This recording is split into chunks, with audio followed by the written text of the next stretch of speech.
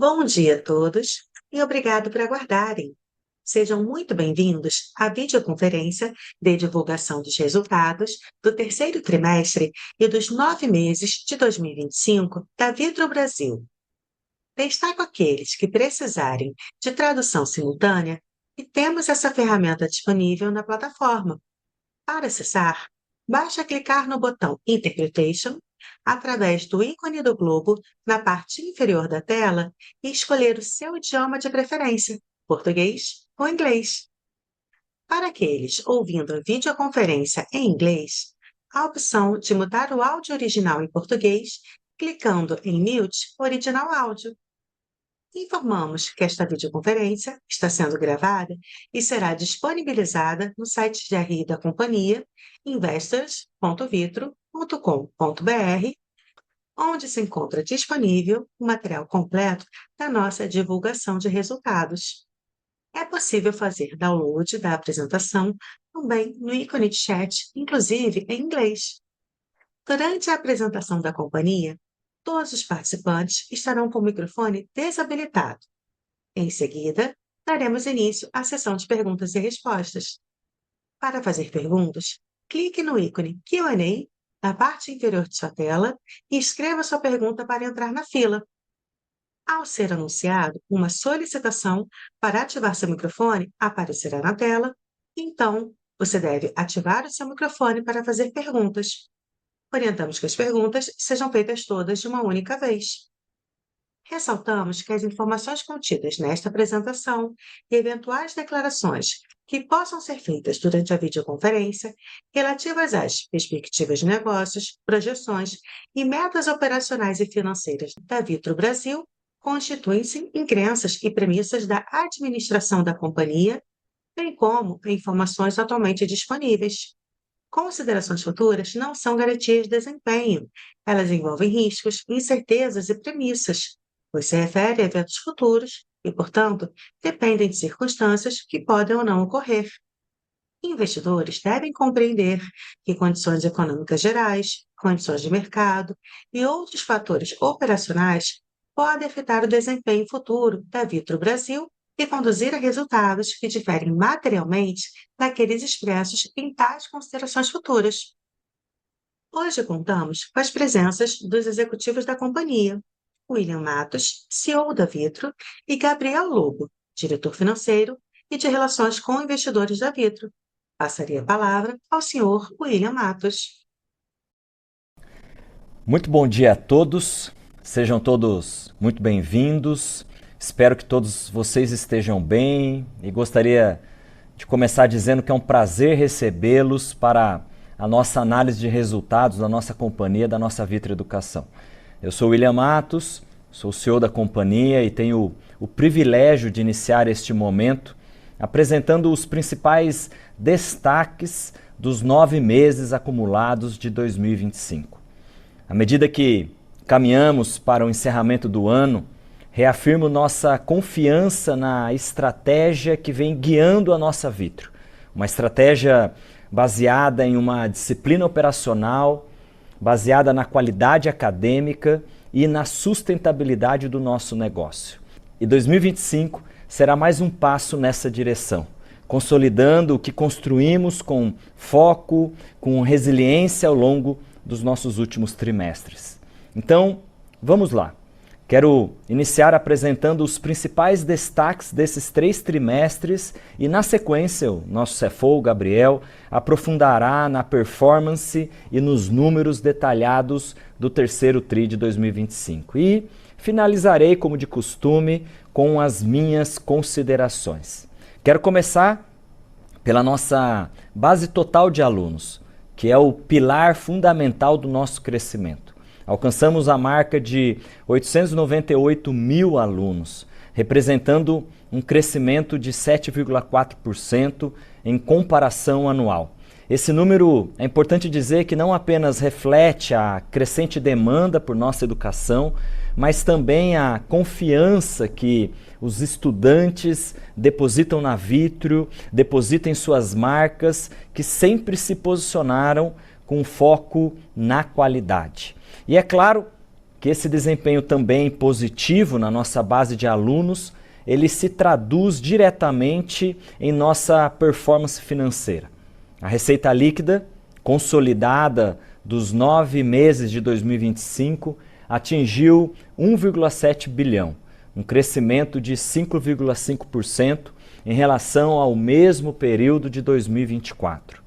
Olhando agora um pouco mais profundo para a eficiência operacional, nosso EBITDA ajustado cresceu 7,2%, alcançando 671 milhões. E o mais importante ainda é a nossa margem EBITDA ajustada, que expandiu para 39,5%, um aumento de 0,6 ponto percentual versus 9 meses de 2024. E essa expansão de margem é, claro, um indicativo de toda a nossa disciplina na gestão de custos e também da nossa alavancagem operacional que temos construído ao longo do ano.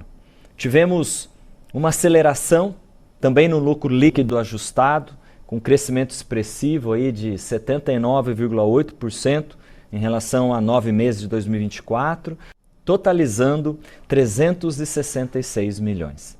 Isso nos permitiu uma expansão de 8,9 pontos percentuais na margem líquida ajustada. E em termos de geração de caixa livre, reportamos um aumento de 32,9% em comparação com os 9 meses de 2024, atingindo 452 milhões. Finalmente, na gestão da nossa estrutura de capital, a dívida líquida foi reduzida em 199 milhões, representando uma queda de 10,7% em relação aos 9 meses de 2024. Consequentemente, a nossa alavancagem financeira melhorou significativamente, passando de 2,4 vezes no terceiro TRI de 24 para 2,1 vezes no terceiro TRI de 2025. Em resumo, os 9 primeiros meses de 2025 foram marcados por um crescimento consistente na base de aluno, uma receita sólida, expansão de margem e uma gestão financeira ainda mais robusta. Passando agora para o slide número 5, dando continuidade à nossa apresentação, vamos agora aprofundar nossos resultados de graduação EAD, esse segmento que é fundamental para a Vitro.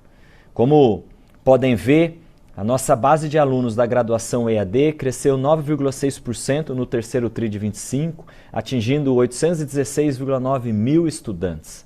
Esse crescimento ele é o reflexo direto do nosso foco persistente no aluno que é engajado.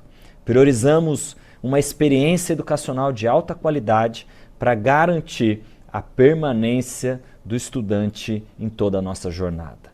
E o sucesso de toda essa abordagem estratégica se manifesta de forma clara nos nossos níveis de evasão que estão sob controle. Essa consistência na redução da evasão, ela evidencia que as nossas iniciativas de retenção, as nossas iniciativas de suporte ao nosso aluno, elas estão funcionando de forma eficaz, resultando cada vez mais em uma base mais sólida e, consequentemente, uma base mais comprometida. Em relação ao ticket médio, observamos uma queda de 4,1% no terceiro TRI de 25. É importante aqui ressaltar que essa variação faz parte de uma estratégia muito consciente de tornar a nossa educação acessível e, ao mesmo tempo, atrair um volume crescente de alunos que buscam o engajamento e a conclusão dos seus cursos, sem comprometer a nossa sustentabilidade, a nossa base de forma geral. Por fim, a captação ela registrou uma pequena redução de 3,4% no terceiro TRI de 25. Contudo, o crescimento da base total em 9,6% demonstra a eficácia da nossa estratégia combinada, mesmo com um momento de uma captação ligeiramente menor nesse período, a retenção dos nossos alunos que já temos nos permite esse crescimento líquido e esse crescimento qualificado. Em suma, a graduação EAD da Vitro, ela continua em uma trajetória de crescimento consistente, impulsionada pelo compromisso com o aluno engajado e que se traduz em níveis de evasão sob controle e uma base de alunos que se torna cada vez mais sólida e sustentável.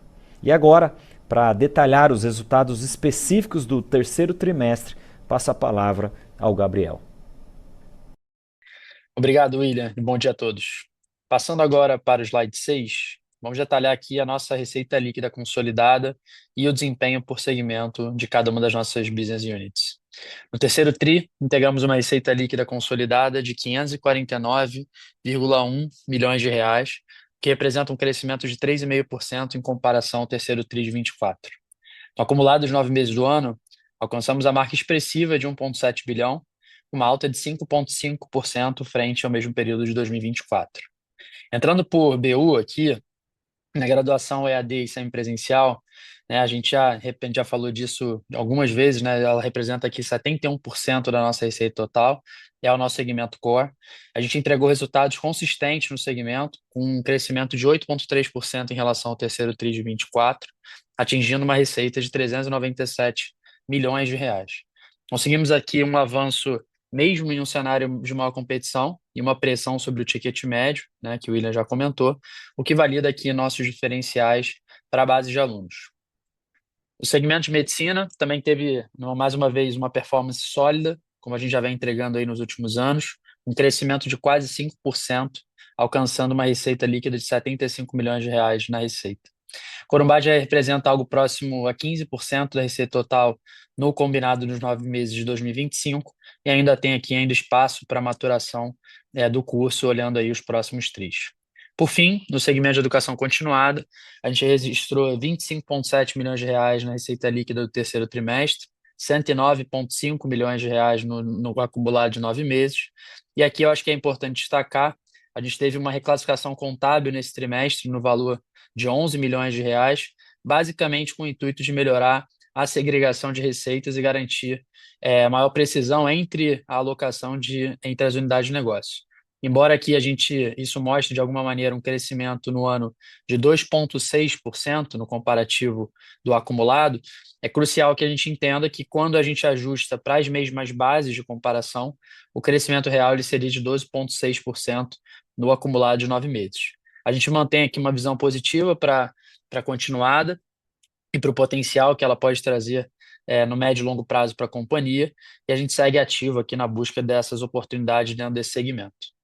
Caminhando aqui para o slide 7, a gente apresenta um detalhamento do nosso lucro bruto e da margem bruta da companhia, indicadores fundamentais da nossa agenda de eficiência operacional. A nossa margem bruta ela se manteve em patamares muito saudáveis. É importante a gente ressaltar que esse ano foi um ano onde a gente navegou em um cenário de receitas mais baixas do que os nossos níveis planejados, aí pensando o orçamento construído ali no final do ano passado, no início desse ano, o que deveria trazer, né, de forma meio natural, uma pressão, né, e aqui uma certa desalavancagem operacional, dado o alto nível e o alto patamar de custos fixos que existem dentro do nosso negócio. O negócio de educação ele é primordialmente concentrado em custos fixos e despesas fixas. Mesmo dentro desse cenário aí mais desafiador, a gente foi capaz, né, de manter uma margem bruta em bom nível e a nossa adaptabilidade para navegar, né, nesses momentos de menor vento a favor, aqui quando o vento eu não diria que ele está contra, mas quando ele está menos favorável, eu acho que aqui mostra como a companhia tem essa capacidade de se adaptar e se ajustar rapidamente. No terceiro trimestre, o lucro bruto ajustado ele cresceu 2,6%, atingindo a marca de 367,5 milhões de reais. A margem bruta, por sua vez, ela registrou aqui um ligeiro recuo de apenas 50 basis points, fechando em 66,9%, enfim, um patamar super saudável. Quando a gente olha para a foto dos 9 meses do ano, né, o desempenho ele segue sólido, com um lucro bruto ajustado expandindo acima dos 5%, 5,1% para ser mais exato, totalizando 1 bilhão 192 milhões de reais e uma margem bruta super estável, uma variação aqui de apenas 0,3 pontos percentuais. Encerrando, né, no ano com uma visão aqui de acumulado de 70,1%. Passando aqui ao próximo slide 8, e olhando aqui as despesas operacionais, quero destacar aqui que a gente tem conseguido manter a nossa disciplina de gastos, como eu comentei, no momento, né, de ventos menos favoráveis, né? A gente apresenta ganhos de eficiência em despesas basicamente todas as linhas nesse trimestre, vendas e marketing, G&A e PCLD, né? E os nossos esforços eles estão muito concentrados nessa otimização e na revisão das estruturas que, de alguma maneira, né, trazem aqui resultados concretos para o nosso EBITDA, que eu vou comentar mais à frente, né, num cenário de ambiente macroeconômico mais desafiador. Entrando no micro, né, e analisando categoria a categoria, né, de cada uma dessas despesas, gostaria de comentar primeiramente a linha de vendas e marketing, né, que somou 73,7 milhões de reais no terceiro TRI. Isso representa uma redução de 2,3% em relação ao mesmo período do ano anterior.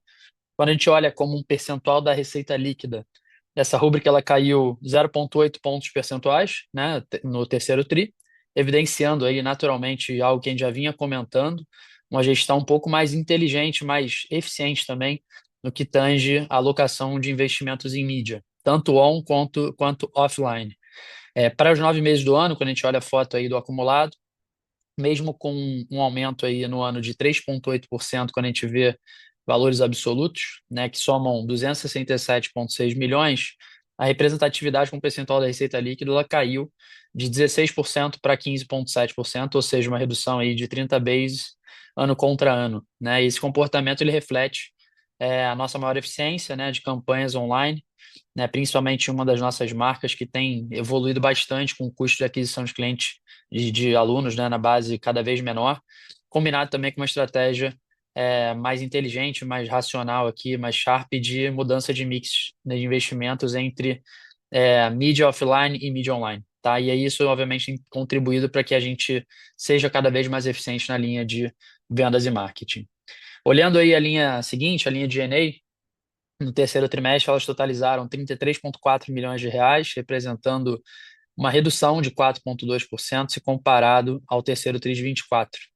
Quando a gente olha como percentual da receita líquida, houve aqui uma diminuição de 0,5 pontos percentuais, né? Ou seja, o que reitera essa agenda de eficiência e controle vigente que a gente tem comentado, uma cuidadosa, vamos chamar aqui, recolocação de recursos, ou seja, um reposicionamento de onde a gente aloca capital dentro da companhia, nas marcas, além de movimentos que a gente acabou fazendo esse ano, de congelamento de algumas contratações, priorizando, obviamente, essa racionalização de gastos. Nos 9 meses do ano, as despesas de G&A elas somaram 99,6 milhões de reais, um aumento de 4,6% ano contra ano. No entanto, né, eu acho que aqui é importante a gente notar, como o percentual da receita líquida no acumulado de 9 meses, as despesas se mantiveram aí 100% em linha, né, e aí, naturalmente, um resultado ainda mais relevante considerando custo de anualização, ou seja, essas a gente já esperava no ano de 2025, quando a gente fala até de orçamento, um certo carrego, basicamente por anualizações de investimentos realizados, principalmente no que tange pessoal, no ano de 2024. Tá? E isso acabou, quando a gente olha para o acumulado do ano, a gente vê que a gente conseguiu buscar uma racionalização importante para não ter esse efeito de anualização no momento em que a receita vem navegando aí em patamares talvez um pouco menores do que a gente gostaria. Tá? Por fim, né, aí trazendo um ponto positivo do nosso trimestre, a gente conseguiu reverter uma parte da pressão de PCLD que a gente trouxe, né, ao conhecimento de todos no segundo trimestre, e aí, basicamente, lembrando que o segundo trimestre ele tinha sofrido efeitos aqui daquela mudança sistêmica que a gente realizou, né, e a PCLD no trimestre, no terceiro TRI, ela acaba totalizando 50,7 milhões de reais, praticamente estável nominalmente em relação ao ano anterior, mesmo período do ano anterior. Para o fechamento do ano, aqui eu acho que é importante já dar um pouco de perspectiva futura. A gente está realizando aqui uma revisão super profunda da nossa curva de perdas histórica, que é basicamente o que compõe o nível de cobertura ideal de provisão. E essa análise ela está considerando naturalmente esses eventos não recorrentes que a gente vivenciou ao longo do ano, né? E obviamente o aging desse contas a receber que a gente teve constituído ali no segundo e no terceiro TRI, o que pode, de alguma forma, indicar aí uma dinâmica diferente para a PCLD no 4T, né, e para o consolidado do fechamento do ano, né? Não necessariamente refletindo esse ganho que a gente teve no terceiro TRI como percentual da receita de forma prospectiva para o 4T. A gente acredita que com esse trabalho aí contínuo que a gente vem fazendo a PCLD para o ano ela deve se manter em patamares super gerenciáveis, é, e os nossos esforços eles estão, né, intensificados na maneira de calibrar, né, essa curva histórica de perdas e do aging com o nosso contas a receber, buscando a melhor adequação possível da linha de provisão e mitigando eventualmente aqui qualquer potencial impacto a nível de resultado futuro. Eu acho que é fundamental, né, que a gente destaque também que toda essa discussão que eu estou trazendo de fechamento de ano, ela refere-se apenas ao cenário da provisão contábil, né? A nossa métrica fundamental, que é o caixa, né, nesse momento, ela vem respondendo muito bem a todo um trabalho de capital de giro que tem acontecido, com uma melhora do prazo médio de recebimento, enfim, todas as nossas réguas de cobrança acontecendo de uma forma super efetiva, que naturalmente no tempo deveriam reverberar, né, numa melhor PDD também. Tá? Então, acho que é importante comentar e contextualizar tudo isso. Passando aqui ao próximo slide, slide 9, trazemos aqui a bridge do EBITDA ajustado da Vitro, que totalizou nesse trimestre 214,2 milhões de reais, registrando um aumento de 5,8% em relação ao terceiro TRI de 24. Mesmo com uma leve pressão na margem bruta, como a gente acabou de trazer aí 2 slides para trás, fruto naturalmente aqui de receitas menores, a gente conseguiu recuperar a margem operacional, né, traduzir o controle de gastos no SG&A em alavancagem operacional, né, ou seja, nossa margem bruta, nossa margem EBITDA, perdão, ajustada, ela atingiu 39%, o que representa aqui uma expansão de 0,9 pontos percentuais, né, pontos percentual, e reforça, de certa forma, um dos nossos grandes atributos, né, um dos nossos grandes atributos pensando onde a companhia se diferencia, que é exatamente o fato de a gente ter uma companhia aqui leve e extremamente adaptável, com margens operacionais muito sólidas.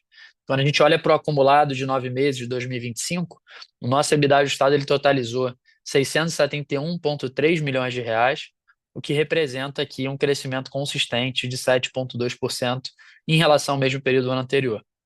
A gente alcançou uma margem EBITDA ajustada de 39,5%, né, o que traduz, né, um aumento aqui de 0,6 ponto percentual, reforçando mais uma vez tudo que a gente tem detalhado dessas oportunidades internas, né? Ou seja, se a gente tivesse navegando num cenário de receita maior, certamente o nosso EBITDA estaria crescendo duplo dígito, que era parte da nossa perspectiva, talvez, de início de ano.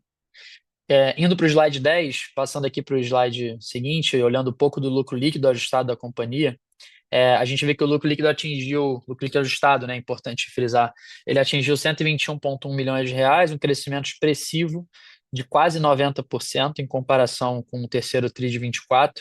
A margem líquida ajustada, ela expandiu mais uma vez, né, de forma significativa, alcançando 22,1%, que representa aqui, né, mais de 10, quase 10 pontos percentuais de crescimento ano contra ano. Para o acumulado de 9 meses de 2025, o lucro líquido ajustado ele totalizou 366,3 milhões, refletindo um crescimento de quase 80% em relação aos primeiros 9 meses, mesmo período do ano passado. A margem líquida ajustada para o acumulado do ano ela foi de 21,5%, uma expansão de 8,9 pontos percentuais.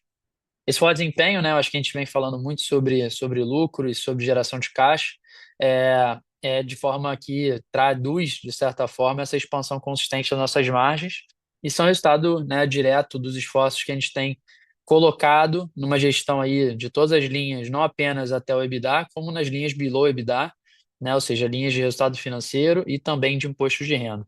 Nosso foco ele não se limita apenas ao impacto contábil imediato dessas linhas, mas naturalmente se estende de forma bem estratégica a melhoria da conversão futura da última linha em caixa da companhia, em geração de caixa da companhia.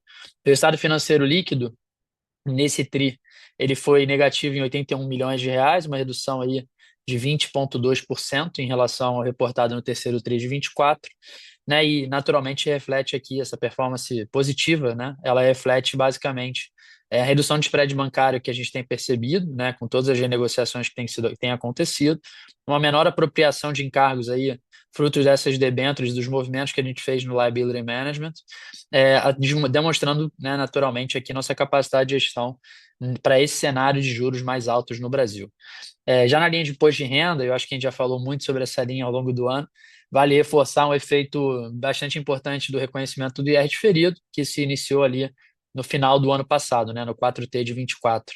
Esse reconhecimento ele deriva, né, só cabe recapitular, deriva do projeto de incorporação, né, que a gente já comentou amplamente, no sentido da reorganização e simplificação societária da companhia, que vai nos permitir utilizar do tax shield das despesas financeiras alocadas na Vitro, né, a futuro, gerando aí um efeito caixa imediato após a sua conclusão. Nossa expectativa agora, talvez mais clara, é de que essa etapa ela finalize no primeiro TRI, na virada do primeiro TRI, do 4T 25 para o primeiro TRI 26, provavelmente vai ser feito exatamente na virada do ano, na conclusão do exercício, para que a gente abra o ano de 2026 100% limpo, capturando 100% dos efeitos caixa, né, principalmente efeito caixa, para o ano que vem. Entrando no slide 11, né, aqui a gente tem um panorama detalhado na nossa gestão de caixa, né, e da nossa eficiência financeira. Sem dúvida, uma das principais linhas que a gente tem botado atenção gerencial aí nos últimos tempos. O fluxo de caixa livre da companhia ele atingiu 452 milhões de reais no acumulado do ano, um aumento de 32,9%, né? E aí, talvez a métrica mais fundamental, que é a taxa de conversão de caixa, que melhorou significativamente e atingiu 58% nesse TRI. Desculpa, no acumulado do ano. Isso é fruto de um intenso trabalho, né, focado, como eu comentei anteriormente, no capital de giro, melhoria das regras de cobrança e processos de cobrança internos que a gente tem feito, assim como a busca também, aí, com menor efeito, mas eu acho que é sempre importante trazer, no sentido de alongar prazo também de fornecedor. Conseguimos reduzir o prazo médio de recebimento em 6 dias, na comparação com o terceiro TRI de 24, né, saindo de 54 para 48 dias, e em 4 dias versus o segundo trimestre de 2025, né, o último T.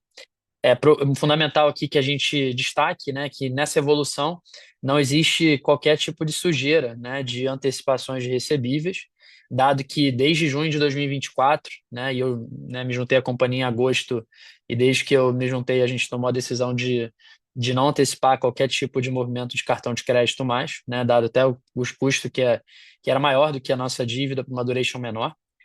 Então a gente não faz mais nem nada nesse sentido de antecipação de recebível, né? E a gente faz questão, inclusive, né, de olhando o passado, de olhar, né, e dar clareza de quanto era antecipado até o segundo TRI de 24. Cabe lembrar que diferente do que é feito, né, naturalmente dentro do setor como um todo, onde essa clareza de antecipação de recebíveis ela talvez não aconteça como deveria. Aqui, olhando o fluxo de caixa do acionista, medida também aí fundamental em um cenário de juros altos, né? A gente manteve também os níveis altos de uma evolução, né? Com crescimento robusto de 82,9% ano contra ano, atingindo 338,2 milhões de reais no acumulado de 9 meses, né? Aqui natural, né? Um reflexo do caixa livre, né? Que cresceu muito bem, assim como da agenda de liability management, que já reforça aí também esse estado.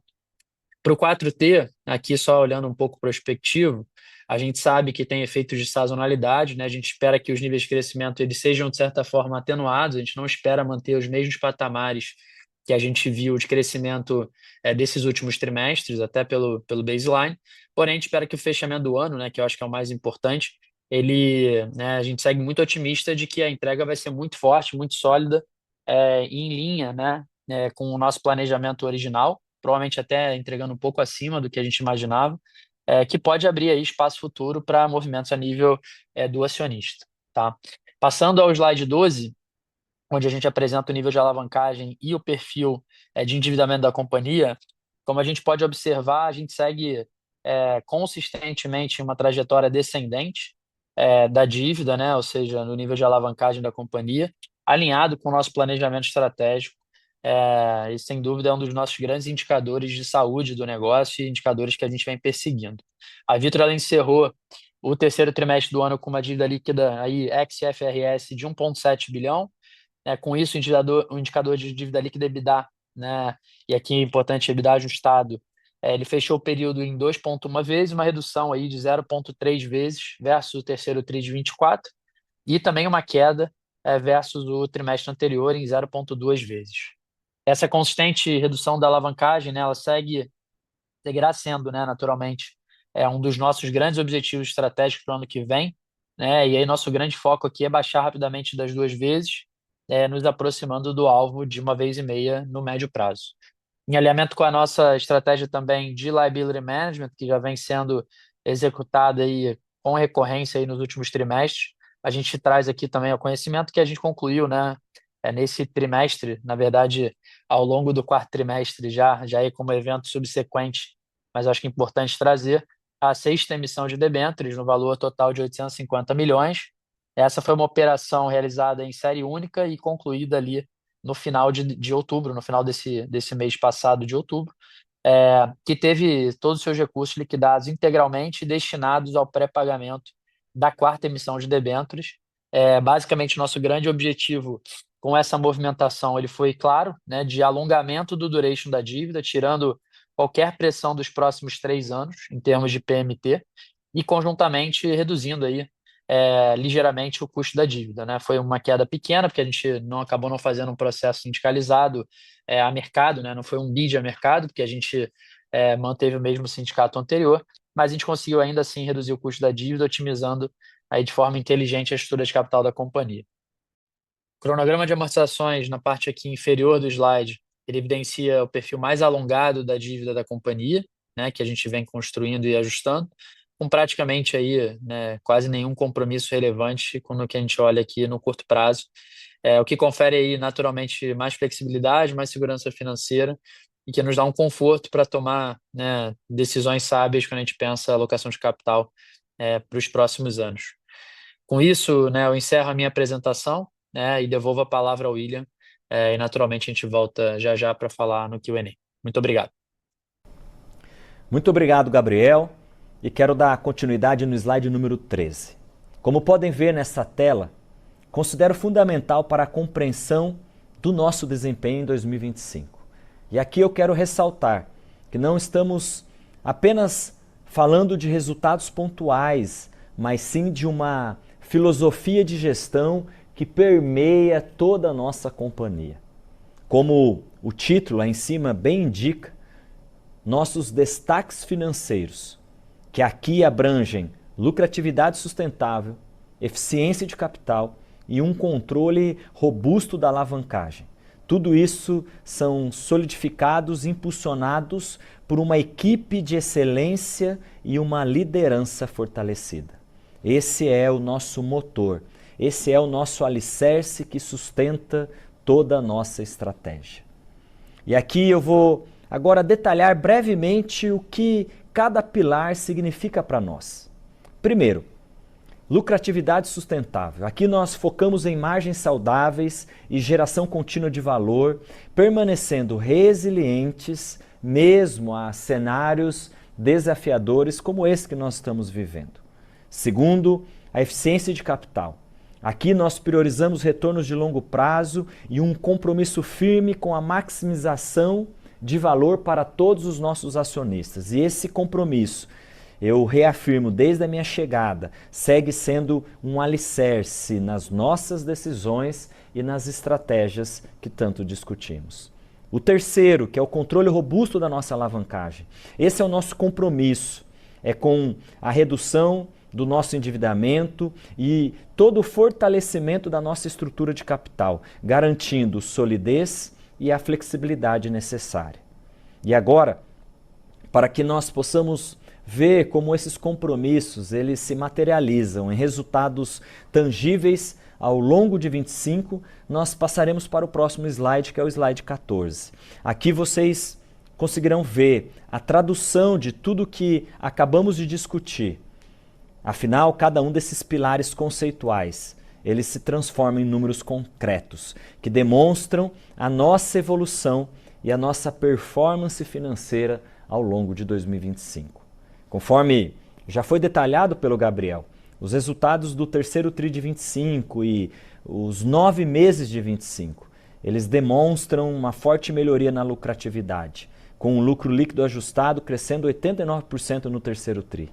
Também houve um avanço significativo na eficiência de capital, com o fluxo de caixa livre aumentando em mais de 63,3% no terceiro TRI de 25 e uma clara evolução na desalavancagem financeira com a dívida líquida EBITDA em 2,1 vezes.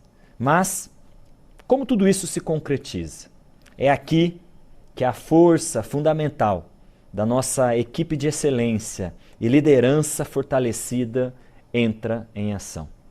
Ela é, sem dúvida nenhuma, o nosso motor, é o nosso alicerce que sustenta toda a nossa estratégia para um ciclo de crescimento sustentável. E nesse cenário, especialmente com a chegada do novo marco regulatório, enxergamos não um obstáculo, mas uma oportunidade ímpar para consolidar e expandir nossa posição de liderança no setor. A Vitro está proativamente preparada. Nossos investimentos prévios em infraestrutura, realizado ao longo dos últimos anos, nos dão uma grande vantagem competitiva. As adequações necessárias, elas serão gerenciadas de uma forma eficiente, sem comprometer a nossa já rígida e importante disciplina de capital. E eu vou repetir para vocês. Nós enxergamos, sim, uma oportunidade ímpar para a Vitro Educação. Temos grande vantagem competitiva pelo investimento prévio e as adequações serão gerenciadas de uma forma eficiente, que não comprometa a nossa disciplina de capital. Por fim, a nossa grande capacidade de adaptação e a prontidão claramente se reflete na liderança e no time que construímos. A chegada de excelentes executivos estratégicos como o Haroldo, nosso vice-presidente de operações, é um testemunho de nosso compromisso em atrair talentos com a expertise exata para navegar e capitalizar as oportunidades desse novo ambiente que estamos vivendo. Essa gestão, ela prioriza a rentabilidade sobre o volume, a melhoria contínua da retenção de alunos e a otimização dos custos de aquisição. Fatores esses que impulsionam diretamente nossa sólida alavancagem operacional e financeira. E também, eu não posso deixar de dizer que o reconhecimento da nossa cultura de alta performance não para por aí.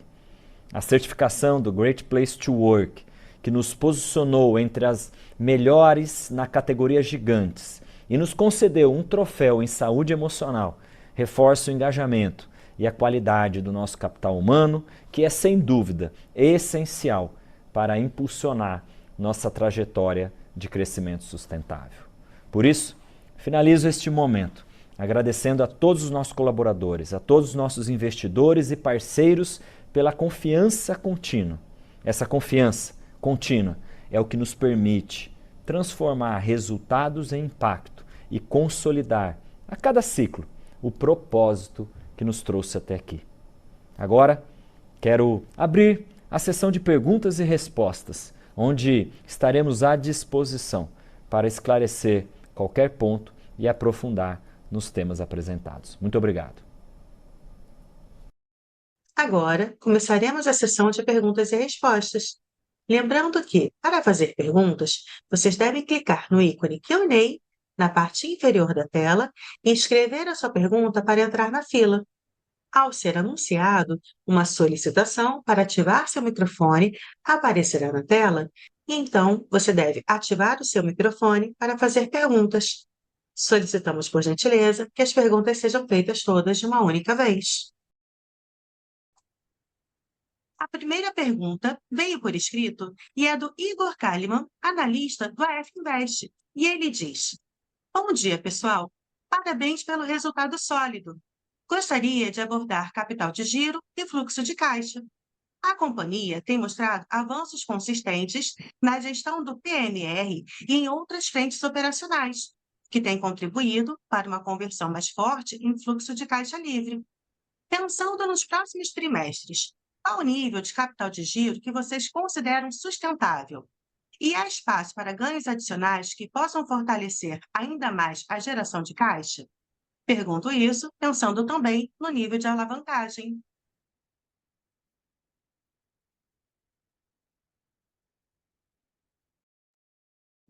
Bom dia, Igor. Vou pegar essa aqui, respondendo, acho que a pergunta é super oportuna, até pensando, enfim, em tudo que a gente trouxe no call, né? Eu acho que já era uma agenda que a gente já vinha trazendo como fundamental, mas acho que num momento como esse, onde os nossos números começam a espelhar de fato aquilo que a gente vem construindo, acho que é importante o reforço.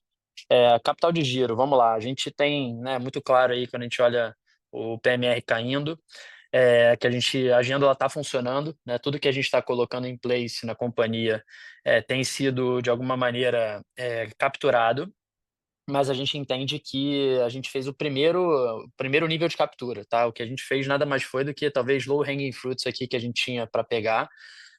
O mato estava talvez um pouco mais alto, a gente desceu ele talvez para a altura da canela, e a gente tem um esforço agora adicional para descer ele para uma grama sintética, né? Então a gente tem aqui um trabalho que já está acontecendo nesse momento, eu comentei ali, que se conecta também com o que a gente trouxe da PDD. É um trabalho profundo da agenda de contas a receber da companhia.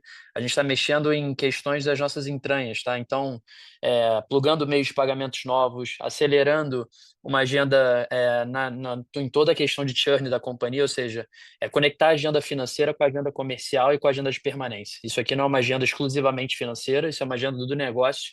E quando a gente faz isso acontecer de uma maneira combinada, a gente começa a ver os resultados, tá? Então, o primeiro ponto a trazer é isso. A gente enxerga, sim, que tem oportunidades ainda de melhoria no capital de giro, e isso, de alguma maneira, tende a ser capturado ao longo dos próximos tris. Não vai ser de uma maneira única, não tem nenhuma bala de prata única. Aqui são pequenos elementos que a gente trabalhando de forma síncrona com toda a companhia, isso tende a acontecer. E o segundo ponto, respondendo um pouco em relação a oportunidades aí na geração de caixa, eu acho que além do capital de giro, a gente tem uma óbvia, né, que eu acho que a gente já tem traduzido a todo o conhecimento do mercado em geral, que se traz, né, quando a gente traz aqui o imposto de renda, a partir do ano que vem, né, a gente pagou até esse momento, em 9 meses do ano de 2025, 62 milhões de reais de pagamento de imposto, e isso ano que vem tende a ser, né, substancialmente reduzido, uma vez que a gente faça a incorporação. Aqui a gente já trouxe todos os elementos, né, o principal deles é, de fato, uma simplificação societária para o uso do tax shield. A gente tem uma dívida hoje que tem trajetória descendente, mas ela ainda tem um tamanho importante. Essa dívida hoje ela praticamente não tem efeitos para fins financeiros, né? Assim, ela acaba sendo uma dívida quase que sem uso para fins de tax shield. A gente vai passar a utilizar o tax shield olhando o futuro. A gente tem obviamente outras oportunidades, enfim, a incorporação ela triga o ágio, enfim, tem outros elementos aqui também que não são, né, o primordial, mas que vão obviamente estar contemplados dentro dessa agenda de incorporação futura. Então, assim, a linha de imposto de renda, sem dúvida, para o ano que vem, é uma linha que a gente enxerga aí pelo menos 40, 50 milhões no mínimo de redução ano contra ano, e obviamente isso vai fluir para o fluxo de caixa livre e melhorar a nossa conversão de caixa. Tá? Então, trazendo esses dois elementos, eu acho que é uma pergunta super importante. De novo, o nosso grande alvo, como o William trouxe também para fechar aqui o call, é realmente a desalavancagem, abrir espaço para que a gente possa pensar os próximos movimentos a nível companhia, tá bom? Obrigado. Vamos à próxima pergunta. É da Mirela Oliveira, analista do Bank of America. Abriremos o seu áudio para que você possa realizar sua pergunta. Mirela, por favor, pode prosseguir. Bom dia, pessoal. William, Gabriel, obrigada pelo espaço para fazer perguntas. São duas, na verdade, acho que o follow-up da primeira, né? Se vocês pudessem tangibilizar um pouco essas iniciativas que têm ajudado na melhora de capital de giro, né? Então, se vocês puderem tangibilizar um pouco aqui alguns exemplos do que vocês têm feito, se vocês ainda veem alguma oportunidade para frente. E aí, a segunda, em relação ali na linha de marketing, acho que chamou a atenção que nesse ambiente mais competitivo, a gente tem visto o mercado como um todo aí acelerando um pouco de despesa de marketing, vocês conseguiram entregar até uma redução nesse TRI. Queria entender aqui se vocês ainda veem espaço para redução, principalmente para o primeiro trimestre do ano que vem, né, para o próximo ciclo de captação, dado todo o cenário regulatório e todas as mudanças. Então, se vocês puderem dar um pouquinho mais de cor nesses dois pontos, seria ótimo. Obrigada. Bom dia, Mirela, tudo bem? Vamos lá, vou começar pela primeira e a segunda do marketing, eu vou passar para o William e qualquer coisa depois a gente complementa. Tangibilizando algumas iniciativas, né? Eu trouxe algumas delas aqui, mas eu acho que é importante. Eu acho que a primeira grande iniciativa, eu acho que é uma iniciativa talvez de caráter estratégico. A gente está priorizando, né? Começa na qualidade do aluno, né? O prazo médio de recebimento ele está muito conectado com o aluno que a gente está trazendo para a nossa base, e a gente tem focado muito né? E isso, né, tá ali conectado talvez com a captação, é uma captação aquém do que a gente gostaria, mas do ponto de vista de engajamento é uma captação melhor, né? E isso se começa a ser visto inclusive pelos níveis de rematrícula que a gente tem tido na companhia. Então, a primeira coisa é isso, acho que a gente está priorizando um aluno de melhor qualidade, né? Num cenário onde o mercado ele está extremamente competitivo, né? E quando a gente olha o próprio ticket médio que a gente tem entregue, por mais que o ticket esteja ali, né, decrescendo ligeiramente na foto do TRI, quando a gente olha nominalmente o ticket, eu acho que é importante o mercado se atentar para isso, e eu acho que o mercado olha muito pouco. O nosso ticket ele foi de R$ 290, né, enquanto você vê players, né, do mesmo segmento, né, companhias grandes como nós, operando mais próximos de R$ 250, né? Então, aqui é muito mais uma equalização, né, pensando de uma maneira mais ampla. Então, tangibilizando questões financeiras, de novo, o financeiro ele não anda sozinho, né? Ele anda junto com o negócio, né? Então, todas as decisões que reverberam no quando você vai receber melhor têm a ver com o negócio trabalhando de uma maneira mais eficiente, tá?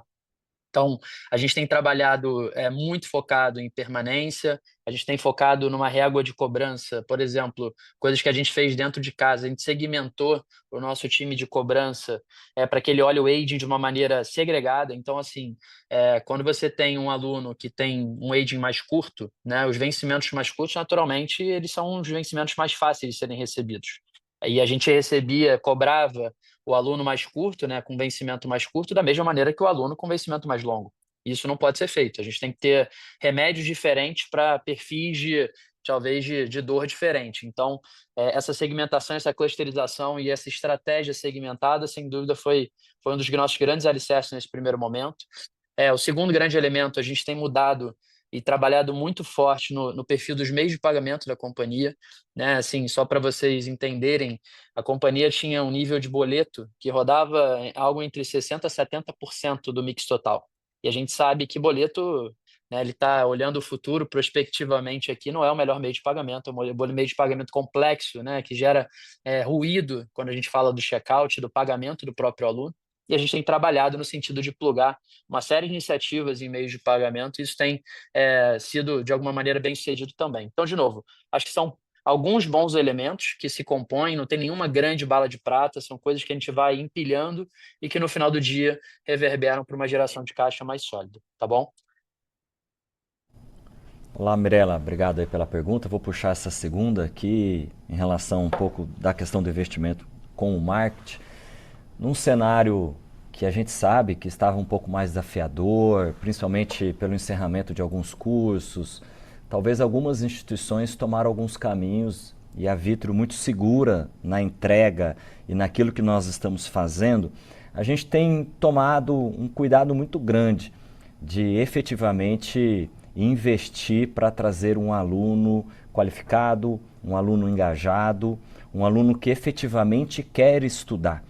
A Vitro tem a certeza dos seus caminhos e quando a gente vê um momento difícil, a gente quer ter muita segurança que não é só através de um investimento pesado em marketing que a gente vai trazer o aluno. Né? Existe todo um trabalho que nos diferencia na entrega da qualidade acadêmica, na estrutura dos nossos polos, e tudo isso também é muito importante para captar os nossos alunos. Enfim, é claro que esse tema, quando a gente fala um pouco mais à frente, o início aí da captação para 26, é hora da gente fazer base, é hora aí sim da gente poder trazer esse aluno que vai sustentar todo 2026. Então, talvez a gente não vê um espaço aí para poder ter esse ganho nesse início de ano, até porque, como eu disse, é um momento da gente poder fazer a base para o ano de 2026. E, sem dúvida nenhuma, a gente não tem tempo de explanar aqui,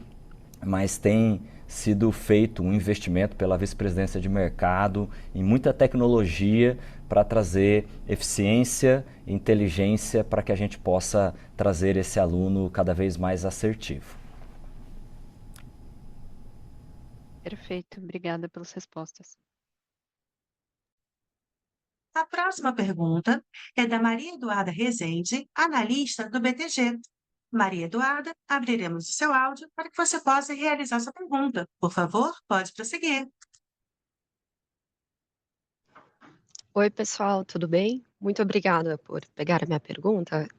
Só fazendo um follow-up em cima, eh, dessa redução de 4% que a gente vê no ticket, médio, entendi perfeitamente, assim, o ponto dos 290, né, em comparação com os 200, mas só pensando, assim, agora nessa próxima captação em 26, com o novo marco, se até lá, existe algum estudo interno em andamento em termos de reprecificação, eh, e talvez uma segunda pergunta, até um pouco parecida com essa, fazendo um follow-up também do último call de resultado, quando vocês detalharam um pouco melhor as fases, né, de adequação que vocês teriam em relação ao novo marco, se não me engano, uma primeira de adequação, alinhamento, uma segunda de otimização de grade pedagógica, que imagino que é a que vocês devam estar trabalhando agora nesses meses, né, até o começo de 2026. Se vocês puderem detalhar um pouco melhor quais têm sido as principais atividades dentro dessa fase e como tem sido esse processo de preparação também antes do ciclo de captação. Então, essas outras iniciativas e também da estratégia de reprecificação. Muito obrigada. Obrigado, Maria Eduarda, pela pergunta. Eu vou puxar aqui. Sem dúvida nenhuma, quando a gente olha para frente e todos nós sabemos que a gente tem um tempo de transição, quando a gente olha para ticket, principalmente para esse novo ciclo que se inicia, continuará sendo a grande preocupação, mas a Vitrio ela vai ter muita solidez e segurança de manter a sua estratégia. Às vezes a gente vê sim alguns players, como o Gabriel já citou, em busca de trazer um resultado nesse momento um pouco mais competitivo, mas a Vitrio ela sempre diferenciou ao longo do tempo de ter um ticket médio maior em relação aos players, e nós entendemos que mesmo com as mudanças que vêm e que nós temos esse período de transição, o alinhamento interno para não deixar em nenhum momento essa segurança que foi o grande diferencial da Vitrio nas suas marcas ao longo das suas histórias, ou seja, continuar mantendo o ticket como um diferencial da nossa companhia, principalmente em relação a todo o mercado. E em relação ao segundo tema, sobre o marco regulatório, nós trouxemos um pouco mais focado isso no último call, e está claro que sim, a Vitrio ela estabeleceu e ela tem uma estratégia muito integrada e direcionada para poder otimizar todas as mudanças que virão ao longo do tempo. Uma estratégia para otimizar toda a nossa operação, seja ela quando nós olhamos para todo o acadêmico e toda a construção de portfólio, todas as oportunidades que a gente tem quando a gente olha para essa nova construção dos cursos semipresenciais. E nos últimos tempos, sem dúvida nenhuma, o nosso maior trabalho tem sido no foco desse olhar de estruturação das nossas redes de polo.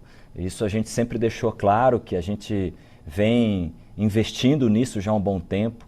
Nós já tínhamos polos muito bem qualificados, estruturados, polos que têm espaço físico muito maior do que a média de mercado, mas estamos sim fazendo um esforço aqui muito grande para entender, nesse período de transição, as mudanças que serão necessárias, os polos que precisarão passar por essas alterações, por essas realocações de espaço físico e, sem dúvida nenhuma, buscando entender como é que, principalmente, o aluno vai se comportar a partir de agora. Eu acho que aqui nós temos, sim, um grande desafio de todas as instituições para que o aluno entenda muito bem o valor e a entrega que existe agora no semipresencial e a importância dessa presencialidade, de bons laboratórios, de estrutura física para atender ele nesse período que ele vai estar presencial dentro dos polos.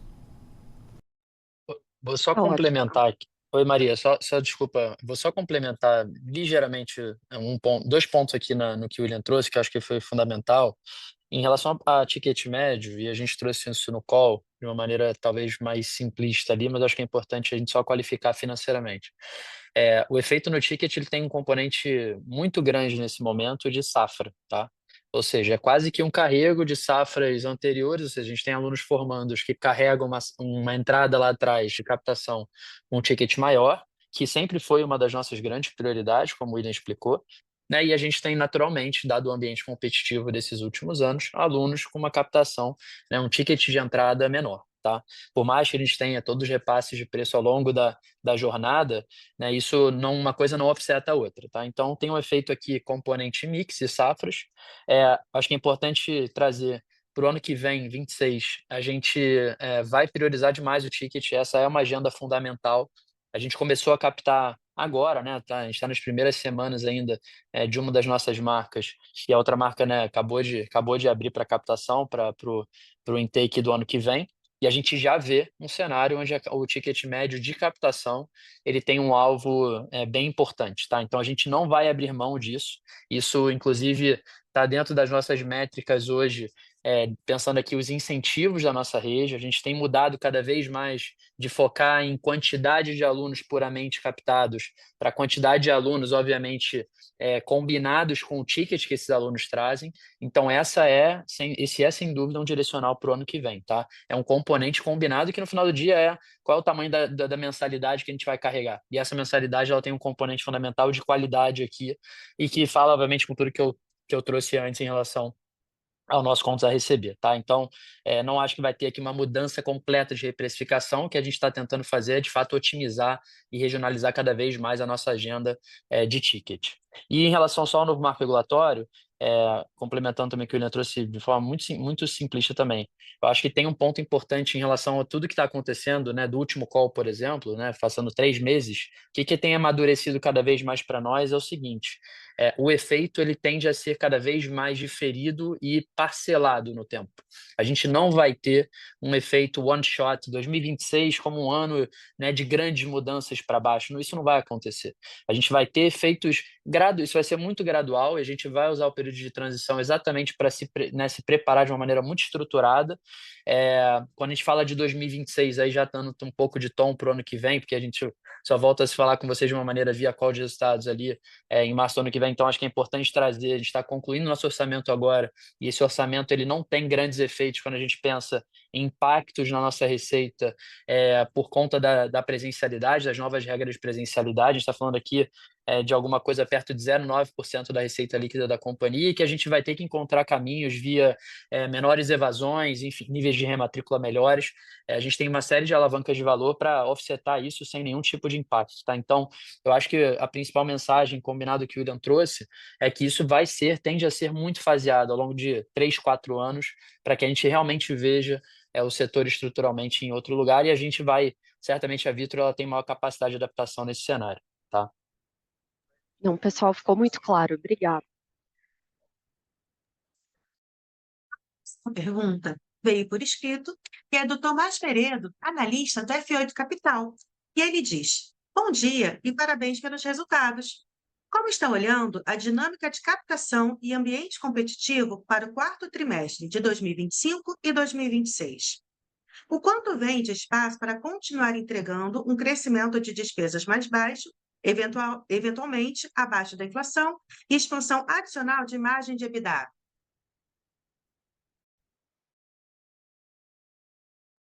Obrigado, Thomas. Vamos lá. Respondendo a primeira de dinâmica de captação, a gente teve um cenário aí, é muito mais uma leitura de semestre, tá? Onde a gente já via um semestre talvez mais desafiador, né, na captação. Isso, obviamente, está espelhado aí no que a gente viu do terceiro trimestre. Para o quarto trimestre, potencialmente deve ser um pouquinho melhor, tá, do que foi o terceiro tri. Não vai ser substancialmente melhor, mas vai ser um pouco melhor. Pelo menos o que a gente enxerga de captação não é uma captação relevante em termos nominais, né, pensando em número de alunos, mas eu acho que tende a ser ligeiramente melhor do que foi o terceiro tri. Na dinâmica de ticket, algo muito parecido, tá? Não deve ter aqui uma grande mudança. Quando a gente pensa 2026, não. Aí nosso alvo é um pouco diferente, a gente tem mudado, inclusive, nossos incentivos, eu acho que tem um direcional diferente aqui.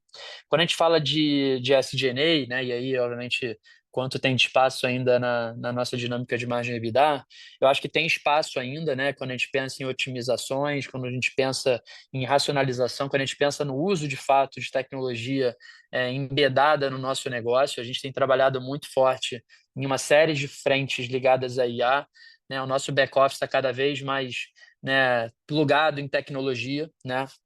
A gente tem feito muitos esforços a nível de CapEx e projetos internos também para melhorar internamente nossos processos, essa dinâmica interna. Então, assim, eu acho que tem oportunidades ainda, e isso vai ser capturado de uma maneira faseada, não tem nem, de novo, não tem nenhuma bala de prata, mas a tendência é que sim, a gente tem espaço à medida que a gente enxergue a receita andando naturalmente, né? Se a receita não crescer, dificilmente a gente tem margem crescente. Assumindo que a receita cresça, né, nos patamares que a gente acredita, certamente a gente vai ter capacidade de ter algum nível de alavancagem operacional pensando o ano de 2026 e 2027.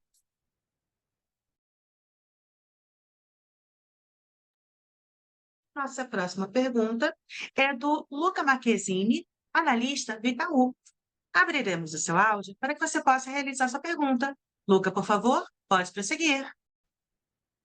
Bom dia, pessoal, tudo bem? Obrigado por pegar a nossa pergunta. São duas do nosso lado. Acho que a primeira é mais um follow-up em relação à questão de ticket, né? O Gabriel comentou muito bem agora que esse trimestre a gente viu um impacto aqui, né, de safras, mas se pudesse, né, excluir esse efeito e comentar um pouco sobre a dinâmica competitiva, como que vocês analisaram isso aí no terceiro trimestre, acho que nos ajudaria, o primeiro ponto. E o segundo ponto mais em relação a PDD, né? Então, acho que talvez, olhando para frente, 2026, você comentou um pouco aí de orçamento, o que faz sentido pensar em uma dinâmica mais recorrente, né? Ou faz sentido pensar em termos de linha de PDD para o ano que vem, por favor. Olá, Luca. Obrigado aí pela pergunta. Eu vou puxar a primeira aqui. Sem dúvida nenhuma, eu acho que está claro que a dinâmica competitiva nesse TRI que passou, ela foi um pouco mais agressiva. Não muito pelos grandes players, mas por players menores, médios, pequenos, que nesse movimento que houve de todo o processo do marco regulatório, do fechamento do curso de enfermagem, muitos tentando talvez aproveitar desse espaço que teve, acabaram talvez exagerando um pouco a mão, se assim eu posso dizer, e talvez trabalhando com uma lista de oferta um pouco maior. A dinâmica competitiva no nosso setor, ela sempre existiu em relação a ticket, e a gente reforça aqui que a Vitru sempre esteve muito atenta, buscando compreender muito o cenário, e esse cenário, na realidade do nosso Brasil, que é tão grande, de tantas cidades, a gente tem um exercício e um desafio muito grande para ser muito assertivo, né? Porque o ticket de uma região muitas vezes não compreende o ticket e a realidade de uma outra região. E a Vitru busca, com muita tecnologia, com muita estratégia, em toda essa dinâmica, buscar a sustentabilidade importante que é preciso, porque a gente sabe que o ticket tem esse papel. E também no reconhecimento desse aluno que efetivamente quer estudar. Porque a gente sabe que o aluno que muitas vezes acaba entrando no impulso por um ticket muito baixo, acaba deixando a instituição e isso trazendo somente um custo efetivo. Então, é o que nós temos feito, é o que a gente acredita e como o Gabriel muito bem disse, a gente vai continuar mantendo essa estratégia que nos trouxe até aqui. Respondendo a sua segunda, Lucas, sobre a PDD, a gente teve um esforço grande, a gente já vinha falando desde o início do ano, né, que era pelo menos ter, né, ligeiros ganhos aí na PDD ao longo de 2025. A gente vê, cara, ligeiros espaços ainda, eu acho que à medida que a gente melhore a qualidade do contas a receber, que foi, né, veio aí vieram algumas perguntas nesse sentido, isso obviamente reverbera para a PDD também, né, a qualidade do aluno sendo melhor, né, naturalmente a gente tem uma provisão menor também. Então, assim, eu acho que tudo vai andar no mesmo sentido. Agora, a gente não vai querer cravar aqui de forma alguma ganhos relevantes para 2026. A gente tem que esperar as coisas acontecerem. Eu diria que a grande entrega é, cara, captar alunos, né, melhor qualificados, alunos que né, não evadam, que se mantenham conosco por mais tempo na base, incluir de fato, né, de fato ampliar o LTV da companhia no tempo, né, e obviamente isso vai reverberar nas demais linhas do P&L e certamente uma delas, e talvez uma das mais importantes, é a PDD. Tá? Então eu diria que para o ano que vem, a priori, a gente não está colocando grandes mecanismos aqui de incremento na PDD, né? Nossa margem EBITDA não tende a crescer tanto via PDD, eu acho que essa é a principal mensagem, mas a gente entende que tem oportunidades. Todas essas oportunidades que a gente está plugando a nível de caixa e do melhor recebimento vai reverberar numa PDD melhor a futuro, tá bom? Super claro, pessoal. Muito obrigado. A próxima pergunta é do Jair Matoso, investidor, e veio por escrito. E ele diz: Bom dia e parabéns pelos sólidos resultados. Gostaria de saber qual o nível de alavancagem que vocês têm de meta para que o payout seja elevado. Obrigada. Obrigado, Jair, pela pergunta. Acho que essa acho que é a pergunta do milhão aqui. Mas, enfim, a gente não vai fugir dela, não. Acho que a gente hoje está, né? A gente falou muito de alavancagem, é sem dúvida um indicador fundamental para a gente acompanhar, indicador de saúde. Acho que demonstra, né, nossa resiliência, a resiliência da nossa geração de caixa, quanto a gente vem desalavancando ao longo do tempo de maneira consistente. A gente está, né, já prospectava alguma coisa entre 2 vezes e 2,2 vezes para o final de ano. Isso tende a acontecer, tá? Esse range ele vai acontecer. A gente fechou aí o terceiro TRI com 2,1 vezes, que eu acho que está muito dentro daquilo que a gente imaginava. Quando a gente olha futuro, né, certamente para o ano que vem, a gente mantendo e executando essa agenda com tudo que a gente comentou, né, todas as oportunidades, a gente vai continuar gerando um caixa robusto. Isso deveria levar a nossa dívida líquida para um range entre 1,6 a 1,8, 1,9 vezes, deveria cair bem, a depender do que a gente execute de projetos de investimento. Então, assim, certamente vai se aproximar de 1,5 vezes, que é o nosso grande alvo.